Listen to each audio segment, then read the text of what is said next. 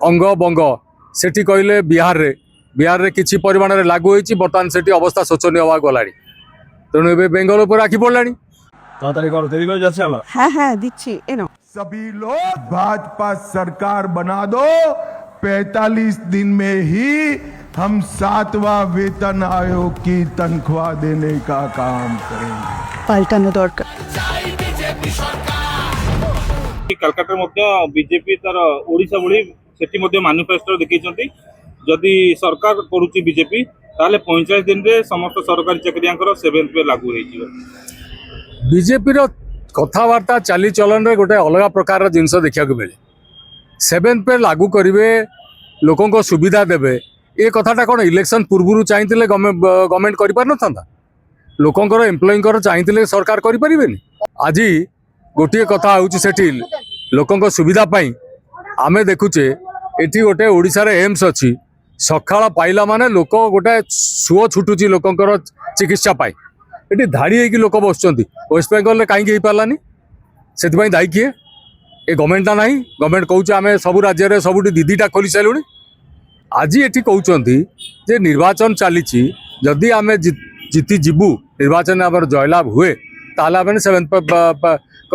पे लागू करूँ यार कौन अर्थ अच्छी ताने आप जीति पारना जीतवा गोटे बाट खोजुंट यहाँ लोक से जो भुआ बुलिया दल को ये चिंताधारा को ऑलरेडी माप नहीं जाइए आपन जो देखिए राज्य में ये कहीदे गले गुड़ाए कथा ये सेटा संभवपर होड़ा रे बर्तमान से जिनिस अंग बंग सेठी कहले बिहार रे किछि परिमाण रे लागू होईछि बर्तमान सेठी अवस्था शोचनीय हवा गलानी तेणु ए बेंगल ऊपर आखि पड़लानी बेंगल रे निर्वाचन भितर वेस्ट बेंगल भोटर बहुत चालाक एमाने गत थर मध्य से प्रयास करथिले बहुत प्रकार प्रतिश्रुति देइछथि एवं फेल्योर बर्तमान भी सही कथा देखा जाउछि जेते प्रलोभन देखेले मध्य एमाने केवल निर्वाचन में आसुचंती जो कथा अन्य दल माने सेठी कहउछन अन्य टाइम रे देखा दियंती नाही तेणु आंकर ये जो चिंताधारा को केबे वेस्ट बेंगल पश्चिम बंग लोक ग्रहण करेंगे ना हाँ यह निश्चित आम कहीपर यही प्रलोभन फल से निर्वाचन स्टिफ कंटेस्ट फाइट जोरदार होची जी आमर पर्यवेक्षक मैंने अच्छा आम जी लक्ष्य करुचे एवं से SIR रे भोट कटला परे निर्वाचन आहरी स्टिफ हो जाए तेणु हार जीत बहुत मार्जिन ऑफ भोट रे हबो किंतु वर्तमान पर्यंत देखा सेंट्रल फोर्सेस सेठी रेडी कैडर सेठी पशिले घर घर बुलूचंती सबु कथा प्रयास परे ये प्रलोभन को मध्य लोक कौन ना कौन जगार ग्रहण करने प्रस्तुत नहांती ये कथा स्पष्ट हवा जाऊँगी। आउ गोटे कथा कि बर्तमान नवीन पट्टनायक पंचायत निर्वाचन पूर्व गाँ गाँ बुले बुली गोटे काल्टोर प्रचार पर बीजेपी कहूँ कि सी बर्तमान पंचायत बुलिए समस्त नेता मंत्री मैंने नहीं बीजेपी की केबे किए मना करिछि सेमाने सरकार रे अछंती तांको विधायक अछंती जो माने पराजित होइछंती विधायक सेमाने अछंती MP 20 जण अछंती गाँ को जीवा पई बीजेपी की तो कहीं मना करिनी